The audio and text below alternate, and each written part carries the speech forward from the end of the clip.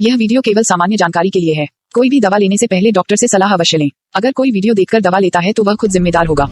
Hello दोस्तों, आज हम लोग बात करेंगे इस समय जो भयंकर जो दस्त हो जाता है, ठीक है, जो भयंकर जिसको अपन साइंटिफिक लैंग्वेज में बोलते हैं डायरिया, जो लोगों में हो जाता है, उसका 100% ट्रीटमेंट अपन क्या दे सकते हैं जिससे पेशेंट को 100% रिलीफ मिले हैंड टू हैंड, एक ही बार के ट्रीटमेंट में उसको रिलीफ मिल सके। तो ऐसे क्या ट्रीटमेंट अपन पेशेंट को देखें जिसको बहुत ज्यादा भयंकर दस्त हो रखा है।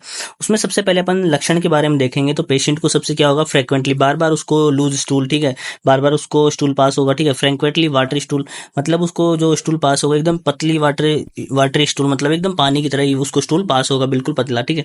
थर्ड नंबर पे आता है एब्डोमिनल पेन, उसको पेट में दर्द होगा, ठीक है, एब्डोमिनल क्रैम्प्स, पेट में मरोड़े जिसको बोलते हैं वो हो सकता है, नोजिया हो सकता है, वोमिटिंग मतलब उसको उल्टी हो सकती है, और फटीग मतलब कि उसको थकान महसूस होगी जब उसका बॉडी की क्या होता है, बार बार अगर स्टूल पास आया तो उसका बॉडी का पूरा पानी निकल जाता है, उस वजह से उसको थकान महसूस होती है। तो ऐसा क्यों होता है, क्या इसके पीछे कारण है, जिसमें सबसे पहले आता है इन्फेक्शन, ठीक है। तो डायरिया दस्त लगने के सबसे मुख्य कारण में से पहला आता है इन्फेक्शन। इन्फेक्शन में एक तो बैक्टीरिया का इन्फेक्शन हो सकता है, ठीक है। ये जो डायग्राम है वो इकोलाई बैक्टीरिया का है, जिसकी वजह से मोस्टली अपने को डायरिया देखने को मिलता है।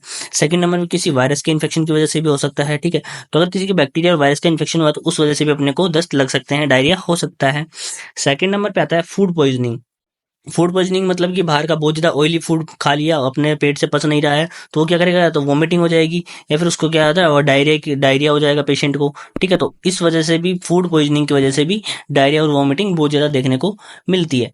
थर्ड नंबर पे आता है मेडिकेशन, ठीक है। अपन ने बहुत ज्यादा हैवी मेडिकेशन खा ली, ठीक है, जैसे अपन ने अमोक्सी 625 काफी हैवी मेडिकेशन है, जिस वजह से कि अपना आज डाइजेस्टिव सिस्टम जो है इम्बेलेंस हो गया है, जो अपने बैक्टीरियाज है जो अपने खाने को डाइजेस्ट करते हैं वो किल हो चुके हैं, तो उस वजह से भी ऐसा हो सकता है, हैवी एंटीबायोटिक्स की वजह से भी दस्त लग सकते हैं, ठीक है। उसके बाद में फोर्थ नंबर पे आता है फूड इंटॉलरेंस, ठीक है। कभी कभी किसी किसी को क्या होता है, फूड पचता नहीं है, इंटॉलरेंस मतलब उसके पेट में पचता नहीं है, डाइजेस्ट नहीं हो पाता है, जिसके अंदर आता है लैक्टोज, ठीक है, मिल्क वगैरह है उसको पचता नहीं है, फ्रुक्टोज, कई फ्रूट्स उसको पचने में नहीं आते, ग्लूटेन, ठीक है, गेहूं के अंदर जो ग्लूटेन होता है वो उसको पचता नहीं है, तो उस वजह से उसको दस्त हो जाते हैं, ठीक है। और जो कुछ आर्टिफिशियल स्वीटनर्स जो होते हैं, ठीक है, उनकी वजह से भी उसको प्रॉब्लम हो जाती है, ठीक है। उसके बाद में आता है अल्कोहल एंड कैफीन, ठीक है। कोई इंसान अगर बहुत ज्यादा अल्कोहल ले रहा है, कैफीन ले रहा है, तो उस वजह से भी उसको हो सकते हैं। ये देखिए स्पेसिफिक शुगर, मतलब कि जो आर्टिफिशियल शुगर्स होते हैं, अगर ज्यादा सेवन करते हैं तो उसकी वजह से भी पेशेंट को दस्त लग सकते हैं। ये इसके मुख्य कारण है। अब बात आती है मेनली जो है ट्रीटमेंट की, क्या कि पेशेंट को क्या इलाज दिया जाए जिसकी वजह से पेशेंट जल्दी से जल्दी सिर्फ एक बार में ही 100% पेशेंट का ट्रीटमेंट हो जाए, ठीक है।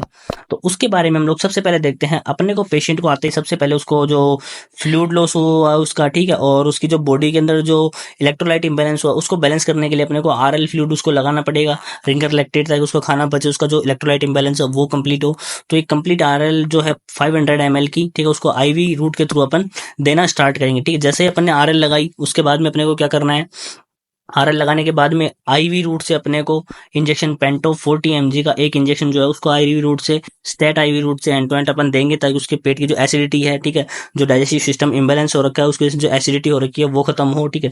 थर्ड नंबर पे इंजेक्शन आएगा रेंटेक। रेंटेक भी उसकी एसिडिटी को खत्म करेगा, जो कि एक अलग रिसेप्टर की तरह काम करता है, ठीक है। तो उसकी एसिडिटी, अगर अपन पेंटो पर रेंटेक यूज कर रहे हैं तो काफी उसको खाने को पचाने में और एसिडिटी को खत्म करने में काफी बहुत ज्यादा हेल्प मिलती है, ठीक है।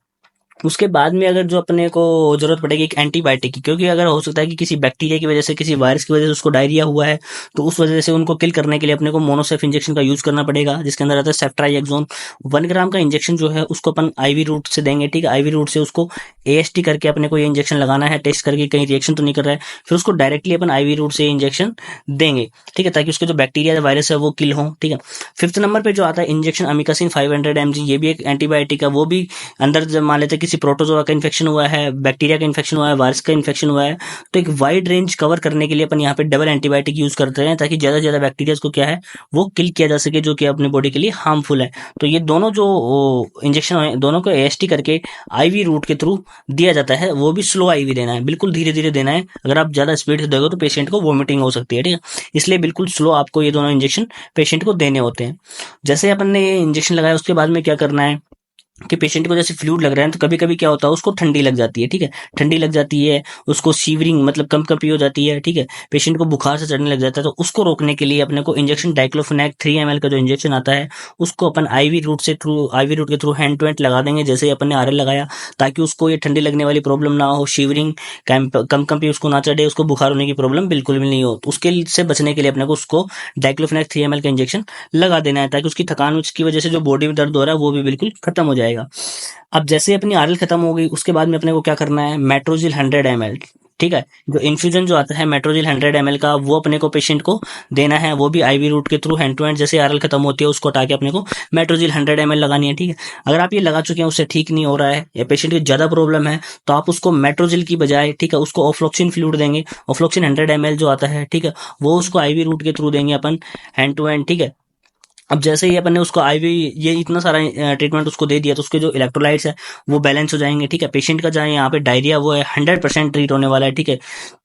उसके बाद में जैसे अपन ने ये फ्लूइड उसको दे दिया, फ्लूइड बैलेंस हो गया उसका, ठीक है, उसको कंटिन्यूअसली उसको जो ठीक करने के लिए, ठीक है, उसके बाद में अपन उसको ओरल ट्रीटमेंट क्या देंगे उसके बारे में हम लोग देखेंगे, जिसमें सबसे पहले टैबलेट आती है नोर्टिजेड, जिसके अंदर आता है नॉर्फ्लोक्सासिन टिनिडाजोल, ठीक है, ये एक एंटीबायोटिक टैबलेट है, ठीक है। टिनिडाजोल जो है, ठीक है, वो खाने को पचाने में, ठीक है, अंदर की जो बॉडी के अंदर जो खाना नहीं पच रहा है, लीवर के ऊपर प्रेशर आ रहा है, उसको डाउन करता है। और नोटिजाइड जो दस्त की जो लग जाती है डायरिया, उसके अंदर सबसे बेस्ट टैबलेट है, जो कि मोस्ट ऑफ टाइम यूज की जाती है, ठीक है। यहाँ पे कुछ लोग ओफ्लोक्स ओजेड भी यूज करते हैं, लेकिन उससे भी अच्छा काम करती है नॉर्फ्लोक्स टीजेड, ठीक है। तो ये टैबलेट अपन उसको देंगे खाना खाने के से जस्ट बाद में, एक टैबलेट सुबह और एक टैबलेट शाम को, ठीक है। ये दोनों टाइम अगर टैबलेट देंगे तो उसको बिल्कुल भी दस्त नहीं लगेगा, ठीक है। सेकंड नंबर पे टैबलेट मेफ्टल स्पास, ठीक है, अगर पेशेंट के अंदर मेफेनामिक एसिड मतलब उसके अंदर फीवर वगैरह नहीं आने देगा। डाइसाइक्लामाइन मतलब उसके पेट का जो एब्डोमिनल पेन है, एब्डोमिनल क्रैम्प जो मरोड़ है उसको रखें, उसको क्या कर देगा, खत्म कर देगा। तो ये टैबलेट भी एक टैबलेट सुबह और एक टैबलेट शाम को कंप्लीटली पेशेंट को देनी है खाना खाने के बाद में, ठीक है। थर्ड नंबर पे आती है टैब लोपैक्स, ठीक है, लोप्रामाइड टैबलेट आपको यूज करनी है यहाँ पे 2 mg, ठीक है। तो जैसे आप आरएल और उसको मेट्रोजेल या फिर ऑफ्लोक्सेसिन लगा देते हैं, उसके बाद में जब भी वो टैबलेट लेगा, तो लोपैक्स की 2 टैबलेट 2 mg की, मतलब कि टोटल 4 mg उसको एक डोज सिंगल डोज लेनी है, ठीक है। उसके बाद में 2 mg की एक टैबलेट सुबह और एक टैबलेट शाम को पेशेंट को देनी है, क्योंकि अब लोपैक्स की 2 टैबलेट अगर एक साथ यूज करते हो, उसको दस्त वहां पे समझ लो बिल्कुल बंद होने वाले हैं, ठीक है।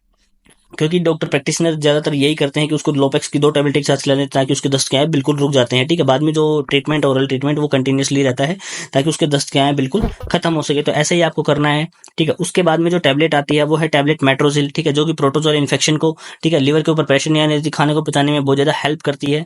तो मेट्रोजिल 400 की जो टैबलेट है, वो एक टैबलेट सुबह और एक टैबलेट शाम को पेशेंट को खाना खाने के बाद में देनी होती है। उसके बाद में जो टैबलेट है वो है ऑन्डेनसेट्रोन, जिसको अपने को एसओएस देना है। एसओएस का मतलब होता है जब जरूरत हो तभी देना है, ठीक है। जैसे मान लेते हैं जब कभी पेशेंट का उल्टी का मन कर रहा हो, ठीक है, मान लेते हैं पेशेंट को उल्टी आ रही हो, उल्टी का मन कर रहा हो, तभी उसको एक सिंगल टैबलेट देनी है, अन्यथा नहीं देनी है, ठीक है। तो एसओएस का मतलब होता है जब जरूरत हो तभी देनी है, वरना नहीं देनी है। 6 नंबर पे जो टैबलेट आती है वो है कैप्सूल जो है पेंटोप डीएसआर, ठीक है। पेंटोप डीएसआर जो पेंटाप्राजोल है, इसके अंदर जो डोमपेडोन है वो वोमिटिंग को रोकेगा, पेंटाप्राजोल है जो पेट की एसिडिटी को बिल्कुल खत्म करेगा। तो ये जो कैप्सूल होते हैं वो सुबह सुबह खाली पेट पेशेंट को देनी होती है, ठीक है। रोज की एक कैप्सूल देनी है पेशेंट को खाना खाने से जस्ट पहले खाली पेट, ठीक है, सुबह सुबह। तो अगर इतना ट्रीटमेंट आप उसको दे रहे हो ओरली, तो उसका जो दस्त होता है बिल्कुल 100% बंद हो जाता है, ठीक है। तो ये ट्रीटमेंट आपको देना है, ठीक है। अब उसके बाद में कुछ जो बात करते हैं कि जो मैं आपको हमेशा बोलता हूँ कि कोई भी डिजीज है वो डाइट से ही होती है, और डाइट से अगर आप सही कर ले तो 80% जो डिजीज होती है वो डाइट के ठीक करने से ही ठीक हो जाती है, ठीक है।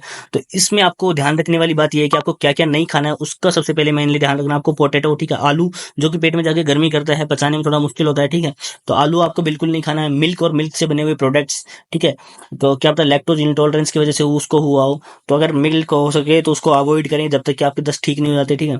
नॉनवेज आपको बिल्कुल नहीं खाना है, क्योंकि खाने को पचाने में बहुत ज्यादा दिक्कत आती है, पेट में एसिडिटी बढ़ सकती है। ब्रोकली एक हैवी खाना है, मतलब ब्रोकली हैवी है, जिससे अगर आप खाएंगे तो पेट में गर्मी बढ़ेगी, जिससे आपका डायरिया और भी ज्यादा बढ़ सकता है। ऑयली फूड आपको बिल्कुल भी नहीं खाने हैं, क्योंकि इसी की वजह से आपको डायरिया और हो सकता है, और ज्यादा सीवियरिटी हो सकती है। तो ये चीजें आपको पेशेंट को बिल्कुल मना करनी है कि ये चीजें आपको नहीं खानी है जब तक कि आपका डायरिया बिल्कुल ठीक नहीं हो जाता।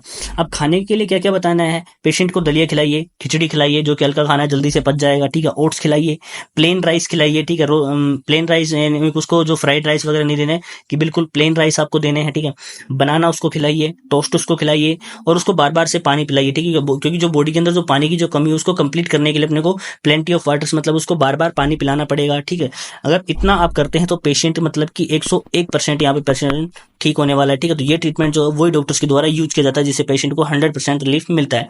तो ये जो आज की जो क्लास है, आज की जो वीडियो आपको कैसी लगी हमें कमेंट में बताइए। अगर आपकी कोई क्वेरी है तो हमने डिस्क्रिप्शन में लिंक दे दी है, आप ग्रुप ज्वाइन करके हमें कोई भी क्वेश्चन पूछ सकते हैं, ठीक है। थैंक यू, धन्यवाद, जय हिंद, जय भारत।